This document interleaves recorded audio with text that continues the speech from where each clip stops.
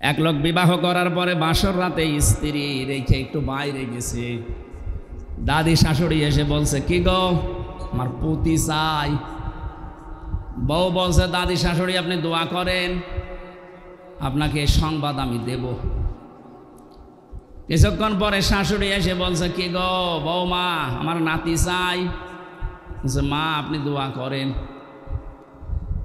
কিছুক্ষণ পরে ননদ আর দেবর এসে বলছে, ভাবি তুমি যাই করো আমাদের কিন্তু ভাতিজা চাই। ভাবি বলছে, তোমরা দোয়া করো, আমার সময় দাও। স্বামী এবার এসে বলছে, বউ তুমি কি করবা আমি জানি না, আমার বেবি চাই। বউ আবার মুখ তুলে বলছে, তোমরা কি সব পাগলের বংশ? বিয়ে করে এখন কেবল বাসর ঘরে, কিছুই হয়নি, এরপরে 10 মাস 10 দিন তো সময় দেবেন। আপনি আগেই বেবি চান, আগেই কেউ নাতি চাই, কেউ পতি চাই, কেউ ভাতিজা চাই। আমি কি ডাউনলোড করে নিয়ে আসবো? আমার সময় দেবেন না। 15.5 বছর কি করেছে আপনি জানেন? একটা চেয়ারও দুর্নীতির বাইরে নেই। যেইটারে মনে করতাম না এটা আল্লাহওয়ালা মানুষ দরবেশ, ওইটা আরো বড় খারাপ। দাড়ি কেটে নম হয়ে গেছে। সর্বোচ্চ দুর্নীতি এই লোকটার 36,000 কোটি টাকা। আপনি কল্পনায় আনতে পারবেন না। রংপুর বিভাগের মানুষ তো এমনি গরিব, এদেরকে একটা নাম মানুষ দিয়েছে কেন জানি না, সে যে নামই হোক, কিন্তু আপনারা সহজ সরল, মানে সহজ সরল এত। আজকে গাড়ি নিয়ে আসার সময় হরেন দিচ্ছি, তাকিয়ে দেখছ একটু সরে যাবে তো, মানে এত সহজ সরল হলে পারা যায়। গার ওপরে যে গাড়ি উঠে পড়বে না, আগে দেখে নিচ্ছে, হুজুরের গাড়ি বলে একটু সাইড দিই। আমার মনে হয় অন্যের গাড়ি হলে আগে দেখে দাঁড়িয়ে থাকতো যে নেন আমার গায়ে ধাক্কা মারে। একদিকে আপনারা গরিব আর একদিকে সহজ সরল। নবীজি জানিয়েছেন ধনীদের চাইতে গরিব মানুষ 500 বছর আগে জান্নাতে যাবে। এই হিসাবে বলা যায় যে চাচা জান্নাতেই আছে নাকি?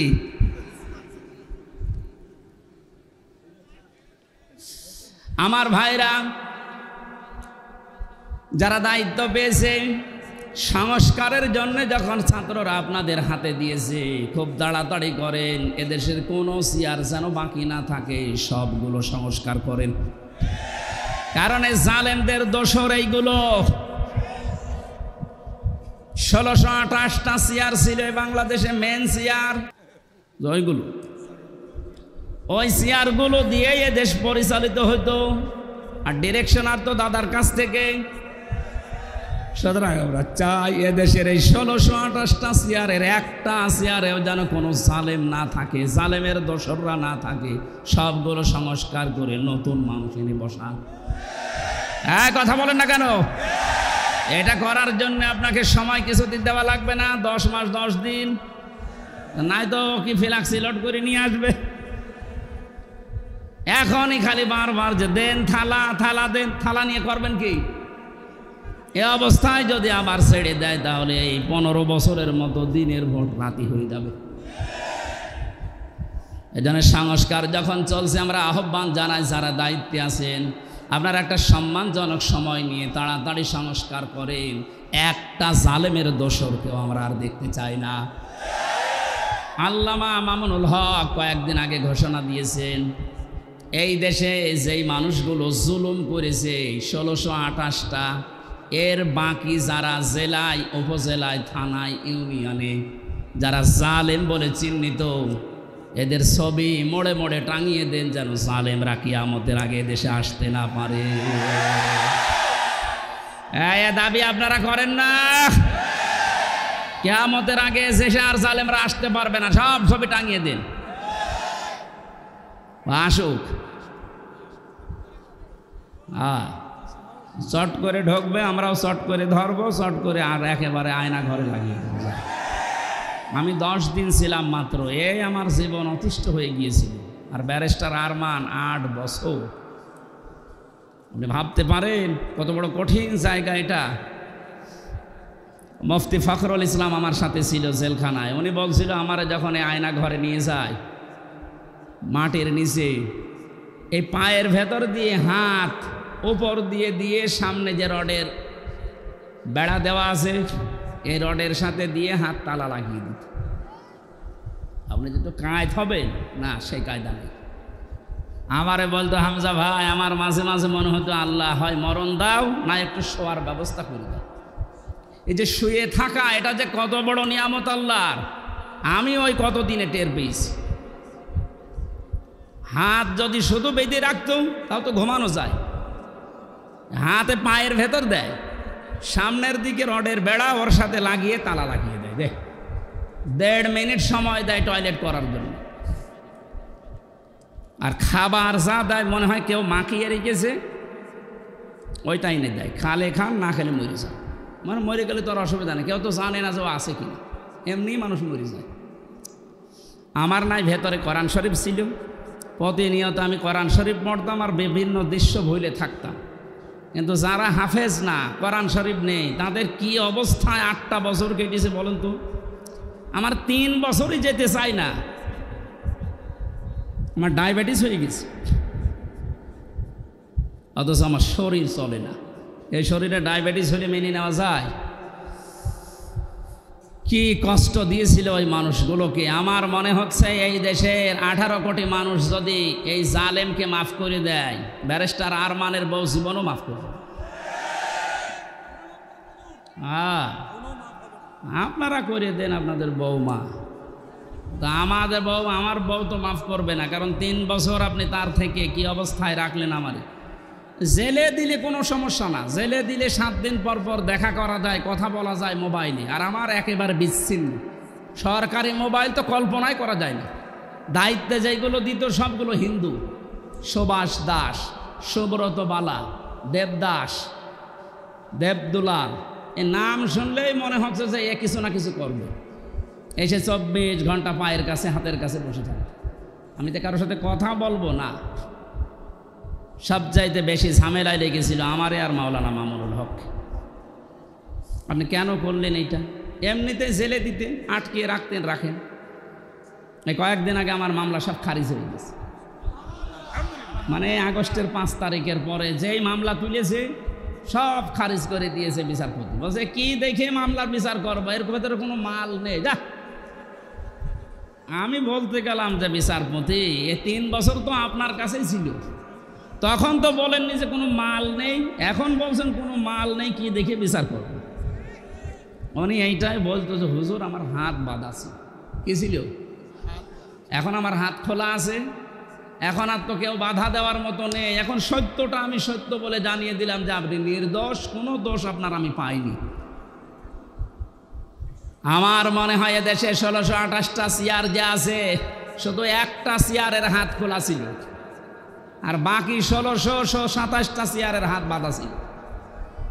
যারা লাফাতো এই কাকু থেকে শুরু করে হাসাও মাহমুদ থেকে, প্রত্যেকটা খালি আন্দাজে চাপা পিটা, ওদের কথায় বার্তায় কোনো মিল নেই। ওই একজনের শুধু হাত খোলা, উনি যা বলবে ওদের বলে আজকে এখন দিনে রাত 11টা 10 বাজে, ও যদি বলতো দিনের 11টা 10, এ জালেমের দোসরগুলো বলতো ঠিক আছে। এইরকম অবস্থায় পৌঁছিয়েছিল দেশটা। সেখান থেকে অন্তত আস্তে আস্তে যখন হাত খোলা আরম্ভ হয়েছে, আমরা চাই এদেশে কিয়ামতের আগে যেন আর কারো হাত বাঁধা না হয়। যে যেখানে আছে সব হাত খোলা থাকবে আবু সাইদের মতো। কথা বলেন ঠিক কিনা?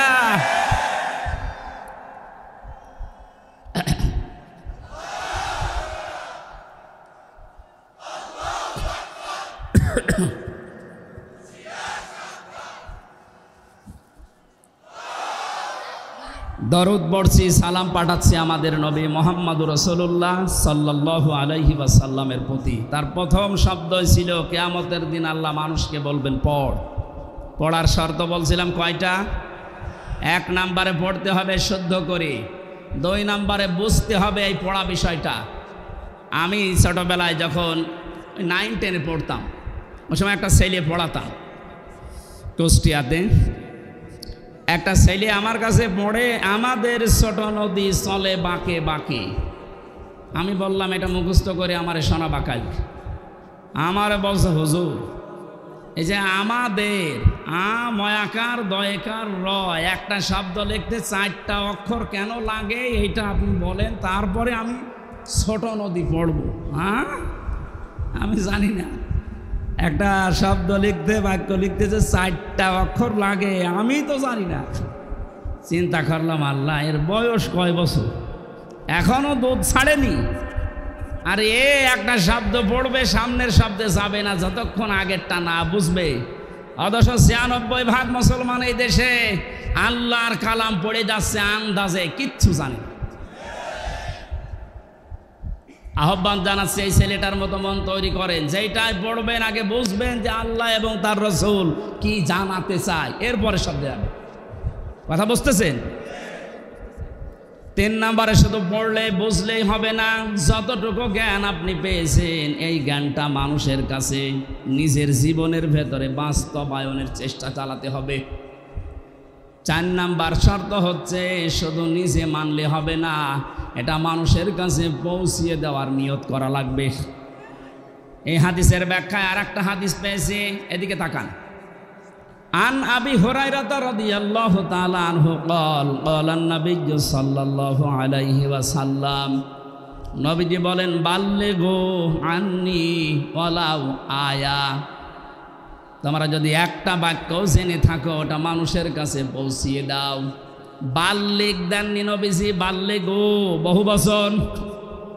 আলেম যারা আছেন তাদেরকে বলছি, কোরআনে কারিমে আল্লাহ বাল্লিগু দেয়নি, দিয়েছেন বাল্লিগ। ইয়া আইয়ুহার রাসূল বাল্লিগ মা উনসিলা ইলাইকা মির রাব্বিক, হে রাসূল আপনি তাবলীগ করেন, প্রচার করেন, ছড়িয়ে দেন, ছিটিয়ে দেন, জানিয়ে দেন, মানুষের ভেতরে প্রচার করেন যেটা আপনার রব আপনাকে দিয়েছে, তার নাম কোরআন শরীফ। তার নাম কি? আরো জোরে বলেন। কিন্তু এই কোরআন প্রচার করতে গিয়ে আপনার মনের ভেতরে যেন 2টা জিনিস কখনো না আসে। কিতাবুন উনসিলা ইলাইকা ফালা ইয়াকুম ফি সাদরিকা হারাজুম মিনহু লিতুনযিরা বিহি ওয়া যিকরা লিল মুমিনিন। বলেন আল্লাহু আকবার। আল্লাহ পাক বলেন এই যে কিতাবে কোরআন আপনাকে দিলাম, এটা যখন মানুষের মাঝে প্রচার করবেন তখন আপনি যেন কোনো ভয় পাবেন না, কোনো দ্বিধা দ্বন্দ্ব সংশয় সন্দেহ এগুলো আপনার মনের ভেতরে কাজ না করে। হারাজনের ব্যাখ্যায় মুফাসসিরিন ইকরাম লিখেছেন 2টা বিষয়। 1 নম্বরে কোরআন প্রচার করতে গিয়ে কখনোই এই ভয় পাবেন না যে মানুষ হয়তো না বুঝে অনেকেই মন খারাপ করতে পারে। এরকম মানুষ দেশে নেই? আছে। আল্লাহ যেটা জানাতে চাই আমিও ওইটা বলতে চাই। তো অনেক মানুষ আছে কোরআনের এই বক্তব্য না বোঝার কারণে আন্দাজে মন খারাপ করে থাকে, ও মনে করে আমারে বলতেছে। 2 নম্বরে কোরআনে কারিমে আল্লাহ যেগুলো দিয়েছেন ইবাদত হিসাবে, আবাহমান কাল থেকে অনেকে এমন এমন ইবাদত আবিষ্কার করে করে যাচ্ছে যেগুলো আসলে কোরআনে নেই, ইসলামে নেই। হে নবী আপনি যখন কোরআনের তাফসির করবেন তখন ওইগুলো তো টিকবে না, ওই মানুষগুলো তখন আপনার প্রতি মন খারাপ করবে, খারাপ ধারণা করবে। আজকে বাংলাদেশে যেমন মাজারওয়ালারা করছে, মাজারের কোনো অস্তিত্ব কোরআন হাদিসে আছে? হ্যাঁ আছে। আপনি মাজারকে সংরক্ষণ করে রাখেন, কোনো ইহানত যেন না হয়, অপমান না হয়, গরু ছাগল যেন নষ্ট না করে। তাই বলে সেখানে সেজদা দেওয়া লাগবে, গাঁজা খাওয়া লাগবে, নারী পুরুষ জেনা করা লাগবে? কোথায় পেয়েছেন? আমরা তো এই মাজারের বিরুদ্ধে, যেখানে গাঁজা খাওয়া হয়, যেখানে নারী পুরুষের অবাধ মেলামেশা হয়। কথা বলেন না কেন? এরকম মাজার দেশে নেই। আপনি আমার সাথে চলেন, আমি দেখাবো চট্টগ্রামে অধিকাংশগুলোতে গাঁজার ফ্যাক্টরি আর নারী পুরুষের অবাধ জেনা।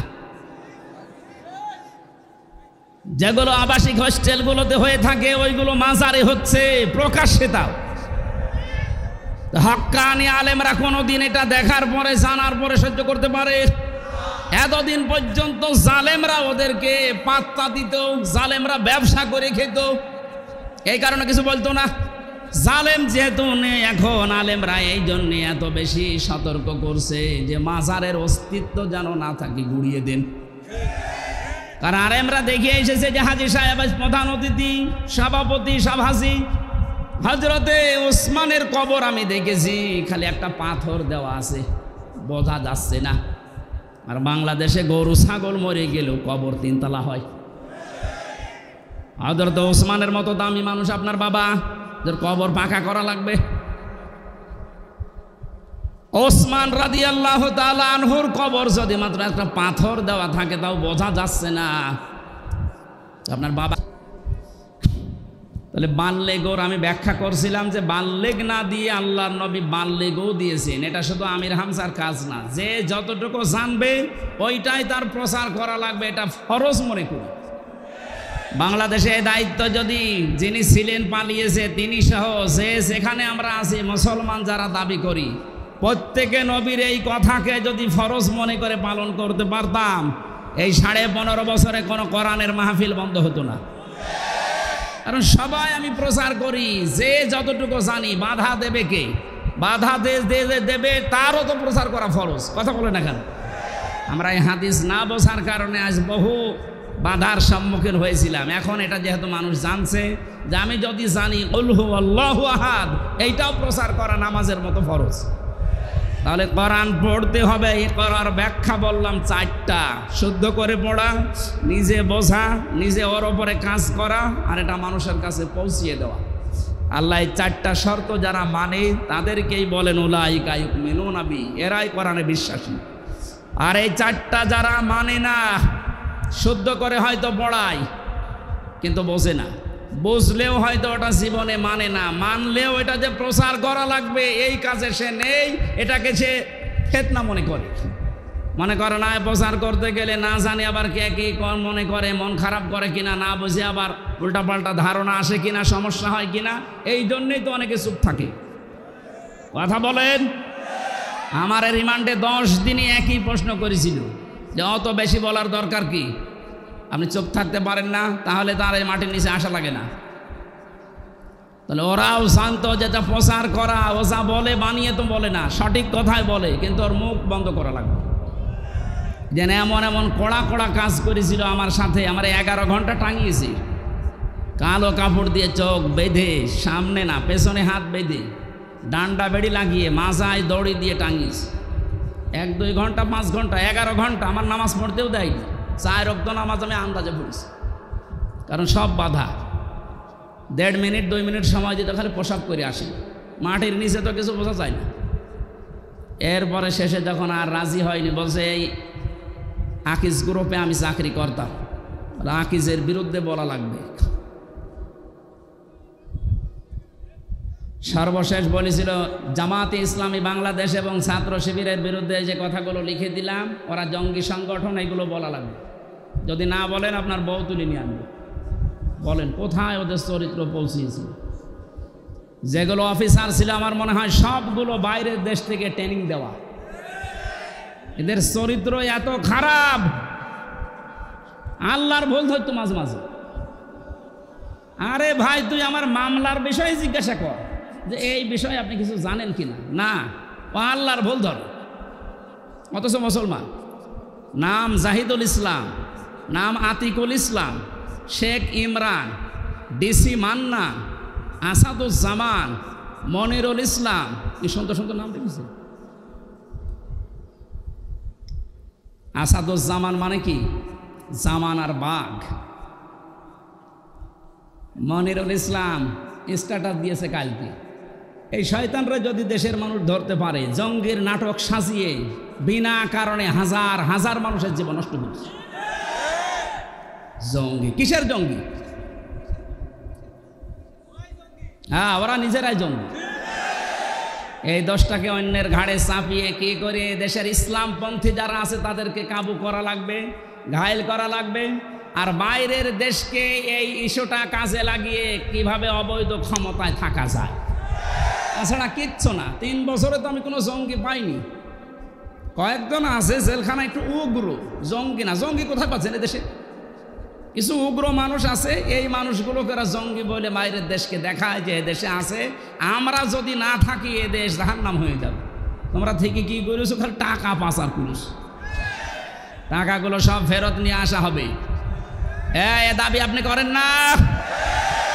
কারো টাকা বাইরে না থাকবে, সব টাকা ফেরত নিয়ে আসা হবে। যারা টাকা আনতে পারবে না তাদের বউ ছেলে মেয়ে সব রাষ্ট্রের কাজে লাগানো হবে, আর ওদের 14 বংশ এ দেশে অবৈধ ঘোষণা করা হবে যদি টাকা বাইরে থেকে না নিয়ে আসতে পারে। টাকা আপনার বাবার টাকা নাকি? রংপুরের খেটে খাওয়া মানুষের এই ঘাম ঝরানো পয়সা আপনি 36,000 কোটি টাকা পাচার করলেন। আপনি মানুষ, আপনাকে তো 100 বার টুকরা করলেও এ দেশের মানুষের ঝাল মিটবে না। কালকে বাংলাদেশের সর্বোচ্চ জায়গায় যারা আছে তাদের ভেতরে একজন, আমি নাম নিলাম না, উনি ঘোষণা দিয়েছেন আল্লামা সাঈদীকে যেভাবে ফাঁসি দেওয়া হয়েছিল বিনা দোষে বিনা কারণে, ফাঁসির রায় দিতে তো পারেনি, শেষে যাবজ্জীবন দিয়েছে, আমৃত্যু দিয়েছে। কিন্তু যারা দিয়েছে ওদের বিরুদ্ধে একটাও মিথ্যা কথা বলা লাগবে না, শুধু সত্য কথা দিয়েও যদি বিচার করা যায় তাও 1000 বার ওকে ফাঁসি দেওয়া যাবে। 1000 বার। কি করেছেন আপনি নিজে নিজে ভাবে। অনেকে বলছে যে কিছুই করেনি, পদ্মা সেতু বানালো। কিসের পদ্মা সেতু বানিয়েছে? যা মেরে খেয়েছে। এই যে মসজিদের নাম বলে 560টা মসজিদ, আপনি জানেন সঠিক ইতিহাস? সৌদি আরব টাকা দিয়েছে, সেই টাকা দিয়ে মসজিদ বানিয়ে নিজের বাবার স্বপ্ন বলে চালাচ্ছে। যত স্বপ্ন সব তোমার বাবা দেখেছে, আর আমরা কি ঘুমাই? আমাদের স্বপ্ন নেই? কোরআনের পাখির যে স্বপ্ন ছিল ওই স্বপ্ন এখন বাস্তবে রূপ আসতেছে ইনশাআল্লাহ। যখন 100 জনের 58 জন চাচ্ছে, আর কিছুদিন যেতে দেন, এই দেশের 100 জনের 100 জন মানুষই চাইবে আল্লাহর কোরআন দিয়ে দেশ চলুক। কারণ 53 বছর তো আমরা দেখলাম, একটু শোনেন, 53 বছরে বাবা চালিয়েছে, স্বামী চালিয়েছে, চাচা চালিয়েছে, ভাবি চালিয়েছে, বোনও চালিয়েছে, বাবু চালায়নি।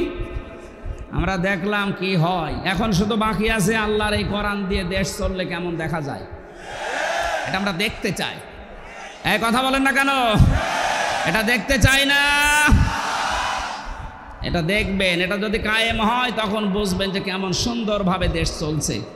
কেউ না খেয়ে থাকবেন ইনশাল্লাহ। আমরা যতটুকু আশা পাচ্ছি, দেখতে পাচ্ছি ভরসার জায়গা, এদেশের মানুষ যদি আর কয়েক % বেড়ে যায়, আর বাড়বে আমি ইচ্ছা করে আশা করছি। কারণ কয়েকদিন আগে 10 জন মুসলমান হয়ে গেল দিনাজপুরে, এর আগে 2 জন চুয়াডাঙ্গা, এর আগে 1 জন গাইবান্ধা, এর আগে 1 জন এই চট্টগ্রামের কি লালদিঘি। হতেই আছে অমুসলিমরা, আর মুসলমানরা তো একেবারে ছোট জালেম আর মাঝারি জালেম ফিরে আসতেছে। কারণ বড়গুলো তো সব তালিকা করা, ও আসবে না। আমার কুষ্টিয়ার যে 2 জন ছিল তালিকা, কোথায় যে পালিয়েছে, ওর বাড়ির ইট পর্যন্ত মানুষ খুলিয়ে চলে গেছে, পায়খানার প্যানও খুলিয়ে গেছে। যা, আমার মাঝে মাঝে মনে হয় আবু জেহেলের বাড়ি যদি পায়খানা হতে পারে, কারণ ও ওখানে বসে বসে সলা পরামর্শ করত নবীর বিরুদ্ধে, ইসলামের বিরুদ্ধে। কথা বলেন না কেন? এই জন্য আল্লাহ ওই জায়গাটাকে অভিশপ্ত করে দিয়েছে। ওই জায়গাটাও এখন ইন্টারন্যাশনাল পায়খানা। আমি হজে যখন উপর দিয়ে ঘুরছিলাম, আমার পেটে ব্যথা করছে, হঠাৎ ওই জায়গায় গেলাম, যে দাঁড়িয়ে আছে, এক পুলিশকে বলছি, হে ভাই আমার তো পেটে ব্যথা করছে, এতক্ষণ তো ভালোই ছিলাম। আমারে বলছে, ইয়া হাজি ওর হজ্জা, তাই না বিলাদ বুকা। হাজি দেশ কোথায়? যেহেতু মেন বাংলাদেশ, আমি বাংলাদেশ থেকে এসেছি। আমারও বলছে, আপনি জানেন না এটা কোন জায়গা? না তো। আবু জেহেলের বাড়ি। আপনি এখনও পায়খানা না করে দাঁড়িয়ে আছেন, তাড়াতাড়ি করে কাজ করে দেখে আমার পেটের ব্যথা ভালো হয়ে গেছে। তার মানে আল্লাহ আমাকে বোঝাতে চাইছে যে হামজা, এত লক্ষ টাকা খরচ করে আসলে আর ওই শয়তানের মুখে পায়খানা না করে চলে যাবা, তাড়াতাড়ি কর। কাবার পাশে ওর বাড়ি, এত দামি জায়গা, শুধু ইসলামের বিরুদ্ধে অবস্থান নিয়ে জালেমের থাকার জায়গা যদি আল্লাহ গজবের জায়গা বানিয়ে দেয়, এ বাংলাদেশেও যে সমস্ত জায়গায় বসে বসে আলেমদের বিরুদ্ধে, ইসলামের বিরুদ্ধে ষড়যন্ত্র করত, ওই জায়গাগুলো জাতীয় পায়খানা বানানো। আমার কে বললাম বুঝিয়ে বলছেন তো ঠিক নাকি আন্দাজে? আবু জেহেলের বাড়ির সাথে এ বাড়ির যাদের মিল আছে, সে যে নম্বরই হোক, এই নম্বরগুলো আমরা পায়খানা বানাতে চাই, সারা বিশ্বের মানুষ দেশ দেখতে আসবে আর জানবে যে এই জায়গায় গেলে পেটে ব্যথা হবে। হ্যাঁ, কথা বলে না কেন? কারণ এই গজবের জায়গা এগুলো, যেখানে ইসলামের বিরুদ্ধে ষড়যন্ত্র হয়তো বসে বসে দুর্বিসন্ধি করত, কি করে আলেমদের ফাঁসি দেওয়া যায়, কি করে আলেমদের আটক করে রাখা যায়। মামলাটা আমার 31 বার উঠেছিল, জামিন দেয়নি, অথচ আলেম চলে যাওয়ার পরেই মামলা তুলেছি, কোনো কিচ্ছু নেই, একবারে খালাস করে দিয়েছি। তার মানে ওর হাত ছিল। বিচারপতি বারবার বলতো আমার কাছে কেন আসেন, হাইকোর্টের বিচারপতি বলছে আমার কাছে কেন আসেন, আমার হাত বাঁধা। উপর থেকে যতক্ষণ পর্যন্ত আল্লাহর ওই অলি সিগন্যাল না দেবে কিছুই করার নেই।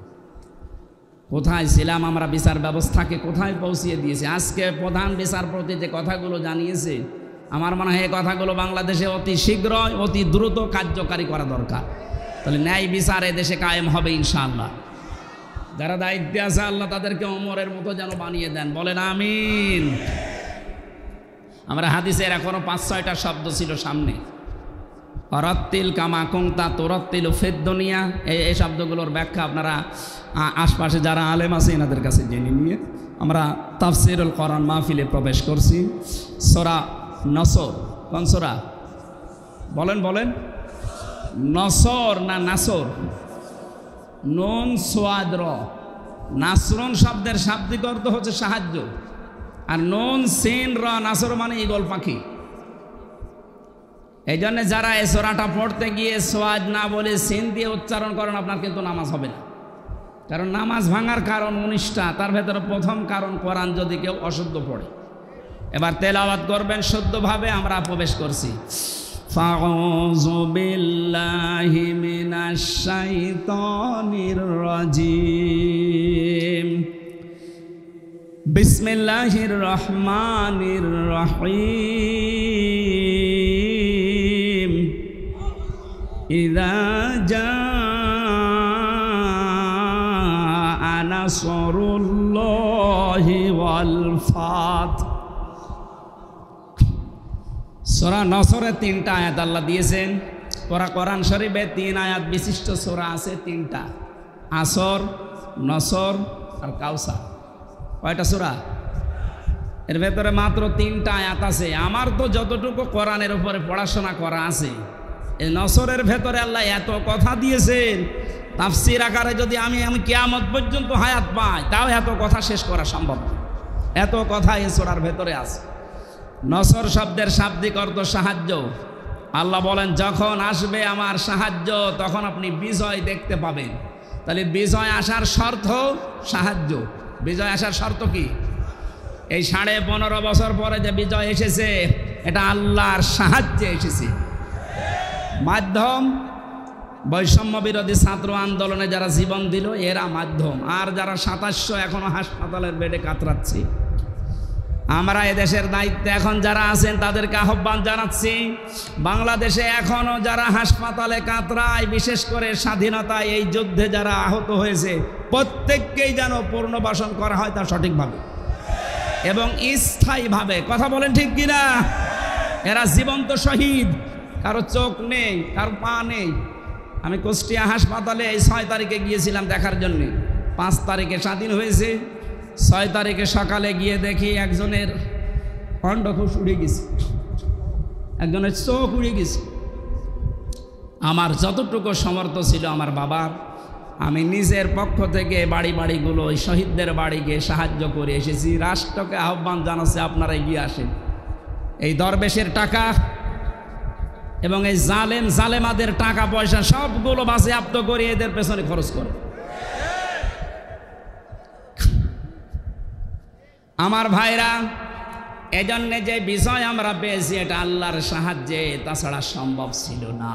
15.5 বছর এদেশে বহু মানুষ চেষ্টা চালিয়েছে, পারে নাই। আমার মনে হচ্ছে আবু সাইদ, মুগ্ধ, রায়হান, আমিন সহ এই ছেলে মেয়েদেরকে আমার আল্লাহ পাক এই দেশে আবাবিল পাখির মতো পাঠিয়েছে।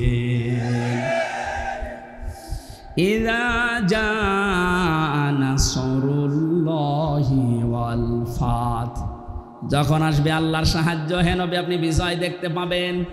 আর বিজয় যখন আসবে, যে 7টা জিনিস পর পর দেখা যাবে, তার 1 নম্বরে পরাইতান্নাসা ইয়াদখুলুনা ফি দীনিল্লাহি আফওয়াজা। আপনি দেখতে পাবেন দলে দলে পালে পালে মানুষ ইসলামে প্রবেশ করছে। কোথায়? বলেন বলেন। এই সুযোগটাকে যেন অন্যদিকে না নিয়ে যায়। এই জন্য ফরিদপুর থেকে শুরু করে এই যে পঞ্চগড়ে অনেকে এখন কাজে লেগে পড়েছে বিভিন্ন মিশনারির নাম দিয়ে। সাদা পোশাকে তারা আসতেছে, নারী আর পুরুষ সবার পোশাক সাদা। ওরা এখন খ্রিস্টান ধর্মের নাম না, ঈসাই ধর্মের নাম দিয়ে মানুষদেরকে ওই ধর্মে নিয়ে যেতে চেষ্টা চালাচ্ছে। এটা বিজয়ের বিপক্ষের অবস্থান।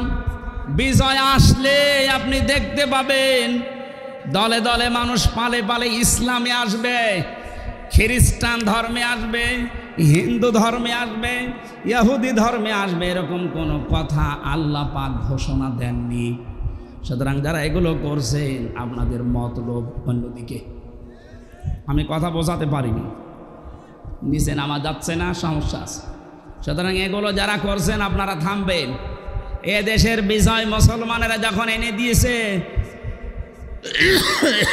আল্লাহ যেটা জানাতে চায় দলে দলে পালে পালো মানুষ ইসলামে আসবে, এইটাই আমরা দেখতে চাই, অন্য কিছু না। সুতরাং ইহুদি, খ্রিস্টান, কাদিয়ানি, অন্যান্য যত নাম নিয়ে মানুষদেরকে ইসলাম থেকে বের করার চেষ্টা চালাচ্ছেন, এদেশের মুসলমানেরা এখনো বুঝে উঠতে পারেনি। যদি বুঝে উঠতে পারে, মাটি তলা পায়ের নিচে কিন্তু মাটি থাকতে দেবে না। কথা বলেন। আমরা আপনাদেরকে আহ্বান জানালাম, আপনারা থামবেন। যারা অন্য ধর্মের প্রচার করছেন, 96% মুসলমানের দেশে ইসলাম থাকবে, অন্য কিছু না। অন্য যারা থাকবে জিজিয়া দিয়ে থাকবে। কথা বলে না কেন? আপনারা যদি বসবাস করতে চান, হ্যাঁ ওয়েলকাম, স্বাগতম জানাচ্ছি, নিরাপত্তা দিয়ে রাখা হবে, কিন্তু নিজেদের ধর্ম ইসলামের উপরে চাপিয়ে দেবেন না। কারণ আল্লাহর সাহায্য যখন আসে তখন বিজয় আসে। এই আয়াত অনুযায়ী আমরা দেখতে পাচ্ছি বিজয় আসার প্রথম কাজ, মানুষ আসবে ইসলামে। কোথায়? আফওয়াজা শব্দের শাব্দিক অর্থ আলেম যারা আছে জিজ্ঞাসা করেন তো। দলে দলে পালে পালে মানুষ ইসলামে আসবে, এর প্রমাণিত এই যে দিনাজপুরের 10 জন মুসলমান হয়ে গেল। তা আপনি আবার কোত্থেকে কি ঈসাই ধর্ম নিয়ে আসতেছেন? এবার আসেন তো শব্দের দিকে তাকায়। আল্লাহ পাক বলেন, হে নবী আপনি দেখতে পাবেন মানুষগুলো দলে দলে পালে পালে প্রবেশ করছে ফি দীনিল্লাহ, আল্লাহর দিনে। কার দিন? বলেন তো দিন কার? আরো জোরে। আমাদের নাকি দিন?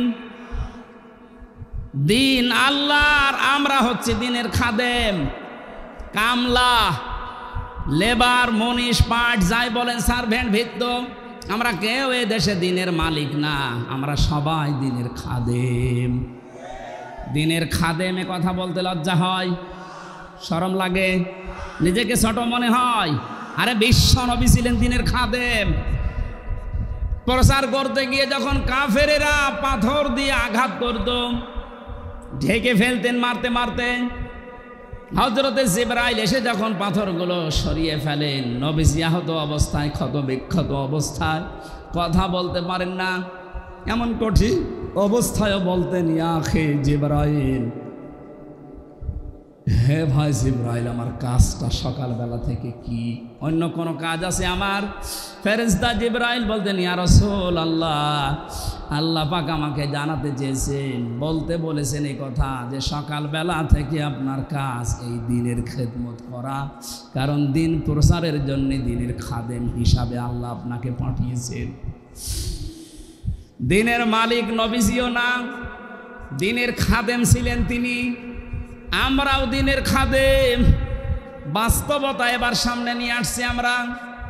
আজ 53 বছরে দিনের খেদমত করছে এদেশের অনেক মুসলমানেরা, চেষ্টা চালাচ্ছে দিনের খেদমতের যে সমস্ত পর্যায়গুলো আছে, মানুষকে দিনের দিকে নিয়ে আসা, ডাকা, দিনকে আল্লাহর জমিনে কায়েম করা। যে যেভাবে পারছি আমরা চেষ্টা করছি, কিন্তু দেখতে পাচ্ছি আমাদের এই বাধা দেওয়ার জন্য অনেকে উঠে পড়ে লেগেছে।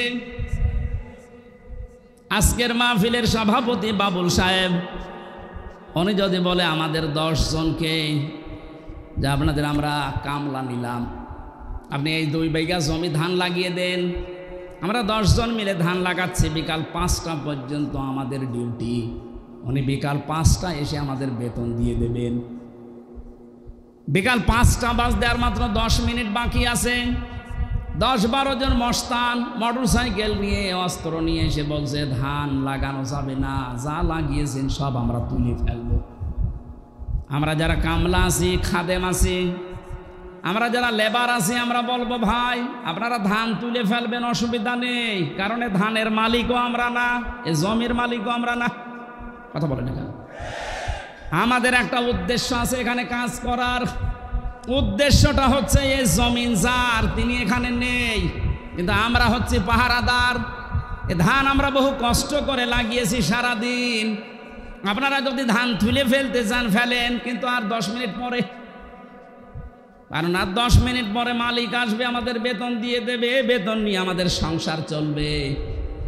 আপনি যদি এখনই তুলে ফেলেন, এখনও তো 5টা বাজেনি, মালিক এখনও আসেনি, উনি এসে যদি দেখে ধান সব তোলা হয়ে গেছে, আমাদের বেতন দেবে না। কথা বলেন না কেন? আরো জরিমানা নিতে পারে যে তোরা থাকতে ধান তুললো কেন। আমারও প্রশ্ন হচ্ছে, মালিক যখন আসবে তার আগে 5টা পর্যন্ত পাহারা দেওয়ার দায়িত্ব এই লেবারদের, এই খাদেমদের। এই কথা বলেন। আমরা যেহেতু জমিনের কামলা, এই জমিনের মালিক না, এই জমিনে আল্লাহর দিন কায়েম করতে হবে। বিকাল 5টা মানে জীবনের শেষ দিন, জীবনের শেষ দিন পর্যন্ত যে থাকা লাগবে মাঠে ময়দানে, এই ঘোষণা আমি বানালাম। সূরা হিজর 14 নম্বর পারার 99 নম্বর আয়াত। এটা আল্লাহ পাক বলেন, ওয়াবুদ রাব্বাকা হাত্তা ইয়াতিয়াকাল ইয়াকিন। হে নবী, আপনার রবের ইবাদত করবেন, রবের জমিনে আপনি ইবাদত করবেন, কামলা দেবেন। কতদিন পর্যন্ত? যতদিন আপনার মরণ না আসে। তার মানে জমিনে দিন কায়েম করার জন্য চেষ্টা চালাতে হবে। জীবনের শেষ দিন বিকাল 5টা মরণ পর্যন্ত। এর ভেতরে যদি কেউ বাধা দিতে আসেন, ওই ধান তুলে ফেললে যেমন মাস্তানদের সাথে হাতাহাতি হওয়া, কথা কাটাকাটি হওয়া, মারামারি হওয়া, খুন খারাপি হওয়া সম্ভাবনা নেই? বলেন বলেন বলেন।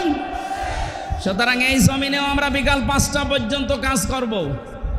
এর ভেতরে যদি কেউ বাধা দিতে আসেন, হাতাহাতি হবে, কথা কাটাকাটি হবে, মারামারি হবে, প্রয়োজন হলে মেরেও ফেলতে পারে, কারণ আমাদের বেতন দরকার। আমাদের বেতনের নাম জান্নাত। দেবে কয়টায়? 5টায়। বলেন বলেন। যেহেতু এখনো বিকাল 5টা বাজে নাই, মানে জীবনের শেষ দিন আসে নাই। আমার জীবনের মেন কাজ এখন এইটা, কি করে জমিন আল্লাহর দিন কায়েম হয়। এর ভেতরে বহু বাধা দিয়েছিলেন বিভিন্ন কায়দায়, যেগুলো বাধা দিয়েছে সেগুলোকে আল্লাহ নিজে অপমান করছে। এই যে কালামানিক বিসি উড়ে গেছে, বিসি উড়ে যায়নি, ওর অবস্থা এখন ভালো না। দয়া পরবশ হয়ে অনেক বিচারপতি এখন বলছে ওরে ছেড়ে দিলে ভালো হয়। কিসের ছেড়ে দেওয়া? ও মরে যাক, ওর কোনো ছাড় নেই। শুধু না, যত জালেম ধরা পড়েছে ওরা যেন কিয়ামতের আগে আর ছাড়া না পায়। তাহলে হয়ে গেল ক্যান্সার। এ বের হলে আবার ইসলামের বিরুদ্ধে ষড়যন্ত্র করবে, ধান তুলে ফেলবে। এক কথা বলে না কেন? আমি জেলে বসে আছি আর আমার নামে তালিকা করেছে 116 জনের ভেতরে আমার নাম আছে। আরে বেটা, আমি তো বসে আছি 3 বছর। কত বড় শয়তান দিয়ে গেছেন। আর ওরে নাকি এখন ছেড়ে দেবে। কিসের ছেড়ে দেওয়া? কোনো ছাড় নেই এদের। যেহেতু আমরা বিকাল 5টা পর্যন্ত কাজ করছি, অনেক মস্তান হস্তান আসবে এ ধান তুলে ফেলতে। এ ধান লাগিয়ে বিকালে যখন মালিক আসবে বেতন দেবে, এরপরে বাড়ি। এর আগে জমিন ছাড়া যাবে? কারা কারা টিকে থাকবেন বিকাল 5টা পর্যন্ত দেখি? লিল্লাহে তাকবীর। দিন ইসলাম, দিন ইসলাম, আল কোরআনের আলো, দুনিয়ার মুসলিম এক হও, লড়াই করো, নারায়ে তাকবীর। আমির হামজা ভাই এগিয়ে চলো। আলহামদুলিল্লাহ ভাই।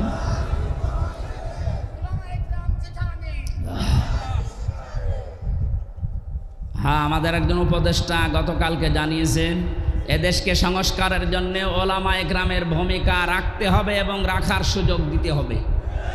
সুতরাং ওনার কথায় আমি সাপোর্ট দিচ্ছি, এদেশে আলেমরা যেন ভালো ভালো জায়গায় যায়। ধর্ম উপদেষ্টা উনি ঘোষণা দিয়েছে এদেশের আলেম এবং মাদ্রাসায় যারা পড়ে শুধুমাত্র মাদ্রাসা আর মসজিদ নিয়ে থাকলে হবে না, স্বপ্ন দেখতে হবে কিভাবে রাষ্ট্র চালানো যায়। কোনো মহিলার দরকার নেই। আমরা চাই এই সমস্ত জায়গাতে যেন পুরুষ মানুষের এবং যে পুরুষ আল্লাহ রসুলকে বিশ্বাস করে দুনিয়া চলে তাদেরকে এই জায়গায় আমরা চাই। কথা বলেন। তাই বলে ফরিদউদ্দিন মাসুদের মতো মানুষ না, রুহুল আমিনের মতো মানুষ না, এগুলো আলেম নামে ক্যান্সার। ইসলামের সবচাইতে বড় ক্ষতি করেছে 15.5 বছরে এই জালেমগুলো। বাতিলের 5 আটা গোলামি করে কওমি জননী নাম দিয়ে কওমি মাদ্রাসার ইজ্জত মিরিস। এই 3 বছরে যত কওমি আলেম আমার সাথে ছিল অধিকাংশগুলো ওর নাম ধরে বরদোয়া করতো জেলখানায়। যেই দিন কওমি জননী নাম দিয়েছে জালেমাকে সেই দিনই বরদোয়া হয়েছে। মাওলানা মামুনুল হক, শাকাওয়াত হোসেন রাজি ভাই যারা ছিল বসে একটা কাজ করলো, আমাদের তো সব উল্টাপাল্টা করে ফেললো।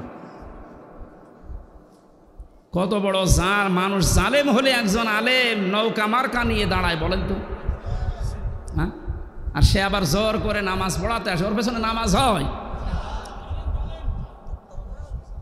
যে লোকটা নৌকা মার্কা নিয়ে ভোটে দাঁড়াতে পারে ওর পেছনে নামাজ হয় কি করে? আমার মনে হয় নৌকা মার্কা না নিয়েও যদি কুকুর মার্কা নিত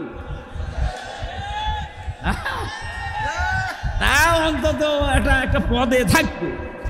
কি মার্কা নিয়েছে বলেন তো? একটা মার্কা হইল ইয়াজিদ। এই নামটা যেমন গালি হয়ে গেছে, আমার মনে হয় এদেশে অনেকের নাম এখন সামনে কালের আবর্তনে গালি হয়ে যাবে। আপনি যদি হিন্দুকেও বলেন ভাই 5,000 টাকা দেবো ছেলের নাম ইয়াজিদ রাখেন, বলো এই এটা নাম হইল তো গালি। কাউকে যদি বলে ওই ইয়াজিদের বাচ্চা, ওই এমনি রেখে যাবে। দেখেন যে সময় আসতেছে কিছুদিন পরে যাই বলবেন আপনি অমকের বাচ্চা, ওই এমনি রেখে যাবে। বলবে না আপনি দরকারে আমার কুকুরের বাচ্চা বলেন, তারপরও আমি ওই নামের বাচ্চা হতে রাজি না। মানুষ হয়তো না বুঝেও বলতে পারে, কেউ কেউ যদি শোনে বলেন যে কুকুরও জানবা, ওকে টের পাচ্ছে। সুতরাং কালের আবর্তনে আমরা দেখতে পাচ্ছি আপনাদের নামও থাকবে না। 15.5 বছরে যেমন পরিচয় দিতে আমাদের ভয় পেতাম, এই যে অবস্থা 1 মাস 15 দিনে হয়েছে, এখন এদেশে আমার সারা দেশ ঘোরা শেষ, একটা জেলাও আমার বাকি নেই। যা দেখতেছি এদেশের 1 ইঞ্চি জায়গায় দাঁড়িয়ে কেউ কথা বলার সাহস এখন নেই যে আমি এই করি, বলতে পারবে? পিটিয়ে মেরে ফেলবে। আমার বংশের 100 জনের 98 জন ছিল ওই ওই ওই আগস্টের 5 তারিখের পরে বিকালবেলা আমারে বলছে বাবাজি আমরা সব জামাতে ইসলামী হয়ে গেছি। হ্যাঁ, জামাতে ইসলাম এতদিন কি করলেন? আমি 3টা বছর জেলে পড়ে আছি, কোনোদিন খোঁজও নেননি। আরও আমার বাবার কাছে যে টিটকারে দিত, ভালোই হয়েছে। এখন ঠেলা টের পান আপনি যে হঠাৎ করেই ঘুরে গেলেন। ছোটোখাটো এবং মাঝারি ধরনের জালেম যারা সব ফিরে আসতেছে, কারণ এরা জানে যে এদেশে কিয়ামতের আগে অন্তত আর দাঁড় করানো আমাদের সম্ভব না, বুঝে ফেলেছে। এই জন্যই বলছি মোড়ে মোড়ে ছবি টাঙিয়ে দেন, ফেসবুকে দিয়ে দেন যে এগুলো যেন দেশে আসতে না পারে, এলাকায় ঢুকতে না পারে। নূহ আলাইহিস সালামের ওই দোয়াই করছিলা তাদার আলাল আরদি মিনাল কাফিরিনা দাজ্জার, এদের আন্ডা বাচ্চা পর্যন্ত জমিনে থাকতে না পারে, কারণ ওর পেট থেকে যেটা আসবে ওটা ডবল হারামি হবে। সম্মানিত মুসল্লিকরাম, আমরা আল্লাহর জমিনে আল্লাহর দ্বীনের খাদেম, আমরা কেউ মালিক না। আমরা চেষ্টা করে যাচ্ছি, যদি কায়েম হতে পারে ভালো, না হলেও আমাদের অসুবিধা নেই, আমাদের বেতন আছে। কথা বলেন না কেন? এখন যিনি বাবলু সাহেব, উনি যদি বলেন এই মাস্তানরা যা করবা করো, আমি কিছু বলবো না, যদি সামনাসামনি কিছু না বলে বুঝতে হবে ওনার গোপনে কোনো দুর্বিসন্ধি আছে। কারণ এখন হয়তো কিছু বলছে না, কিন্তু যেই দিন ধরবে মস্তানদের বাপ বলার সময় দেবে না। আল্লাহ আগস্টের 5 তারিখে যেমন দেয়নি, দুপুরের খাবার খেয়ে যাবে, সে সময়ও দেয়নি। খালি 5 মিনিট চেয়েছিল যে একটু লিখে যায়, বলে কিসের লিখা, আসতেছে, আপনি তাড়াতাড়ি ওঠেন, তাড়াতাড়ি ওঠেন বলে যে কাজ করেছিল ওই সময়ের ভেতরে বলছে না আমি পদত্যাগ করিনি। তো এগুলো এই ভিডিও কি ফেরেশতারা বানিয়েছে? যতই চালাকি করেন, তাই যে ধোকাবাজি করেন, এতদিন পেরিয়েছেন, এখন আর এদেশের মানুষ সতর্ক, খুব সতর্ক হয়ে আছে। বাংলাদেশ জামাতে ইসলামের কেন্দ্রীয় আমির সেদিন কুষ্টিয়ায় গিয়েছিল, উনি ঘোষণা দিয়েছে আমরা কিন্তু এখন সজাগ। এদেশের 100 জনের 86 জন মানুষ এখন সজাগ, 14 জন শুধু একটু ঘরে আছে। এই ঘর কেটে যাবে ইনশাল্লাহ। যখন পিঠের ওপরে পড়বে তখন ঘর এমনি কেটে যাবে। পড়তেছেও মাঝে মাঝে, এদেরকে দিয়ে জালেমারা একটু মাঝে মাঝে দেখে যে হ্যাঁ ওরা জেগে আছে কিনা। প্রথমে লাগিয়েছিল অন্য ধর্মের লোকদেরকে, হালে পানি নেয়নি। এরপরে লাগিয়েছে প্রধান বিচারপতিকে দিয়ে একটা কূপ তৈরি করে, পারেনি। এরপরে লাগিয়েছে আনসারদের। কিসের আনসার? 42,000 আনসার নিয়োগ হয়েছে, তার ভেতরে 32,000 গোপালগঞ্জে। তা আমরা যে এখনো 63 জেলার লোক আছি, আমরা কি ঘাস কাটছি? সবই যদি ওই জেলার হয় তো বাংলাদেশে 63 জেলা জেলা না? পার্সেন্টেজ হিসাবে ভাগ করে দিতে পারেন না? সবগুলো ওখান থেকে। এই জন্যই তো ওরা লেগেছে।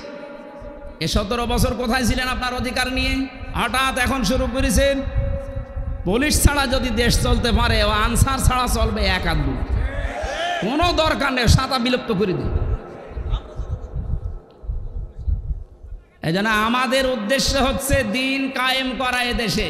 যেহেতু দিন আল্লাহর, আর আমরা সব কামলা, আমরা সব কামলা, খাদেম, লেবার, মনীষ, জন, পার্ট, সার্ভেন্ট, ভিত্ত যাই বলেন, আমরা চেষ্টা চালাচ্ছি আমাদের বেতনের জন্য।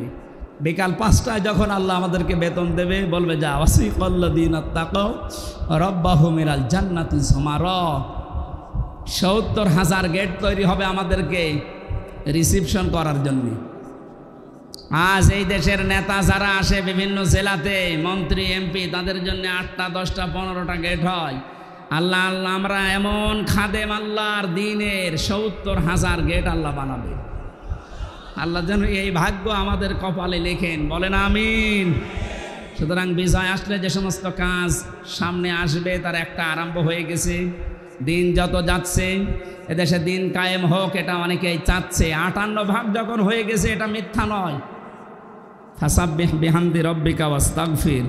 আমাদের কাজ এখন আল্লাহর কাছে ইস্তেগফার করা, নত হওয়া, বিনয়ী হওয়া, তার কাছে তওবা করে ফিরে আসা। ইন্নাহু কানা তাওয়াবা, অবশ্যই তিনি তওবা কবুলকারী। তওবা কবুল হওয়ার জন্য শর্ত আছে 3টা। কয়টা বলেন বলেন? 1 নম্বরে অপরাধ করার পরে স্বীকৃতি দেওয়া। আমি সহ যারা এখানে আছি, এই কান লাগান, আমরা প্রত্যেককে আল্লাহর কাছে এখন প্রকাশ্যে স্বীকৃতি দিচ্ছি যে আমরা অপরাধী। বলেন বলেন? আমরা অপরাধী না, আমরা গোপনে না, প্রকাশ্যে বলছি আল্লাহ আমরা অপরাধী। 2 নম্বরে আমরা অনুশোচনা করছি, অনুতপ্ত আমরা। 3 নম্বরে জীবনে যা ভুল করেছি ওই ভুলে আর কোনো দিন ফেরত যাব না। আল্লাহ আমাদের তাওবা অবশ্যই কবুল করবেন, কারণ তিনি গফুর, গফফার, সাত্তার সব নাম নিয়ে বসে আছেন। এই মাহফিলটা মাদ্রাসার উন্নয়নের জন্য দিয়েছিলেন। সভাপতি